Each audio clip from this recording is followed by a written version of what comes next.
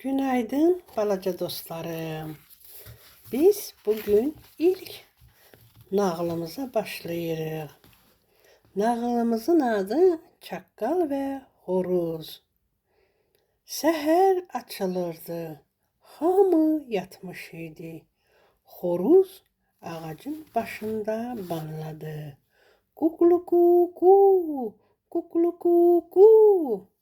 Çaqqal bunu eşidip yürüdü.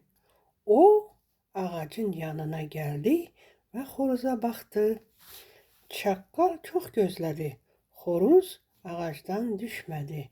Axırda çaqqal dedi: "Ay xoruz qardaş, nə gözəl səsin var. Ağacdan yerə düş banla."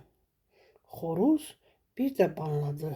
Kukluku ku, kukluku ku və sonra dedi: "Yox, çaqqal baba, qoy alabaş yuxudan dursun, sonra düşərəm."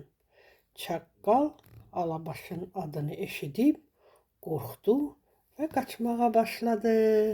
Nağılımız burada bitdi.